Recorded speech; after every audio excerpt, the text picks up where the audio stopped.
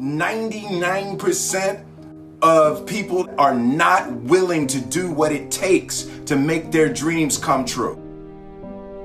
The Marines have a saying, everybody wants to go to heaven, but nobody wants to die.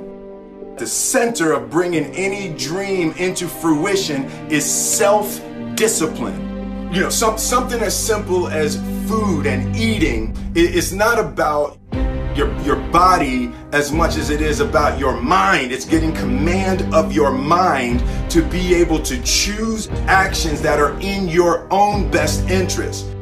Every day we are choosing shit that's not in our own best interest. So if the world is attacking you and the world wants to fight you and the world's trying to hold you down, so you're gonna kick yourself in the balls? So you're gonna stop yourself from getting what you dream. And I think the word discipline has kind of gotten a bad name. We think about it in terms of punishment. I'm not talking about discipline in that way. I'm talking about discipline in the sense that you forego immediate pleasure for the exchange of long-term self-respect. I believe that self-discipline is the definition of self-love. That when you say that you love yourself, that means that you have behavior towards yourself that is loving. Self-discipline is the center of all material success. You cannot win the war against the world if you can't win the war against your own mind.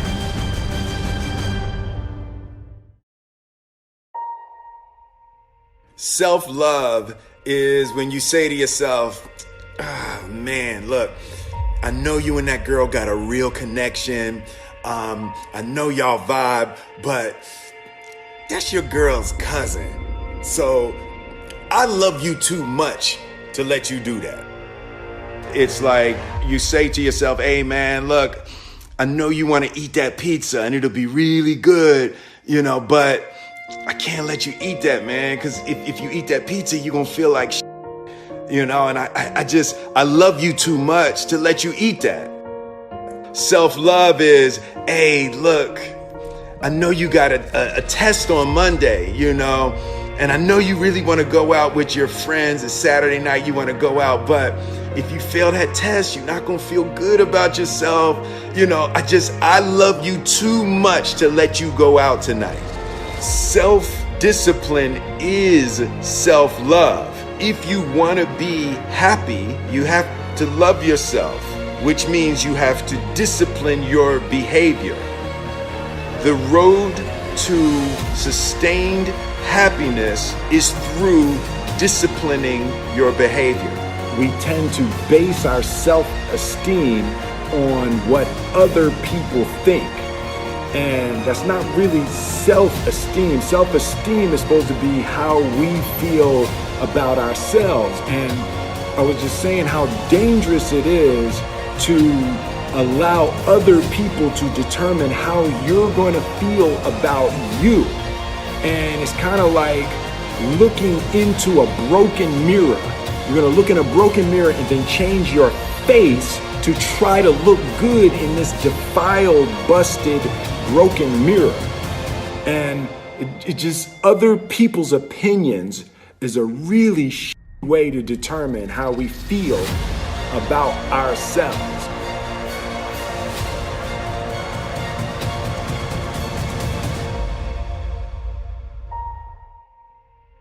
It don't matter whose fault it is that something is broken if it's your responsibility to fix it. For example, it's not somebody's fault if their father was an abusive alcoholic, but it's for damn sure their responsibility to figure out how they're going to deal with those traumas and try to make a life out of it. It's not your fault if your partner cheated and ruined your marriage, but it is for damn sure your responsibility to figure out how to take that pain and how to overcome that and build a happy life for yourself.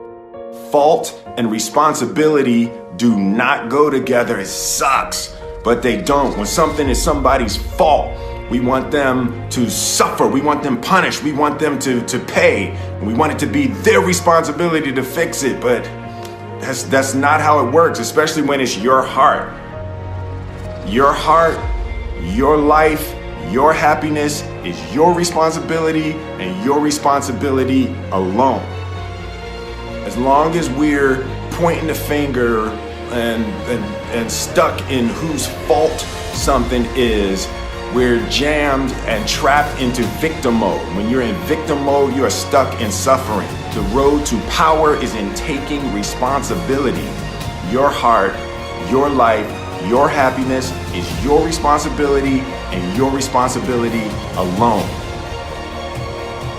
You can make a person smile, you can make a person feel good, you can make a person laugh, but whether or not a person is happy is deeply and totally and utterly out of your control. The prerequisite for spending time with any person is that they nourish and inspire you. They feed your flame. Look at your last 5 text messages. Are those people feeding your flames or dousing your fire? Put your phone down for just a second and look around. Look to the people around you. Are those people throwing logs on your fire or are they pissing on it?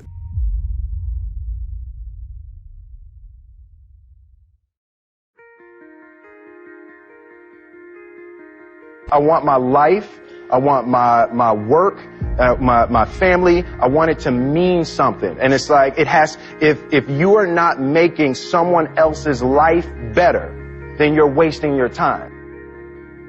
The separation of talent and skill is one of the greatest misunderstood concepts for people who are trying to excel, who have dreams, that want to do things. Talent you have naturally. Skill is only developed by hours and hours and hours of beating on your craft. You don't try to build a wall. You don't set out to build a wall. You don't say, I'm going to build the biggest, baddest, greatest wall that's ever been built. You don't start there. You say, I'm going to lay this brick as perfectly as a brick can be laid. There will not be one brick on the face of the earth that's going to be laid better than this brick that I'm going to lay in this next 10 minutes. And you do that every single day. And soon you have a wall. And soon you have a wall. And I think psychologically, the advantage that gives me over a lot of people that I have been in competition with in different situations is it's difficult to take the first step when you look how big the task is.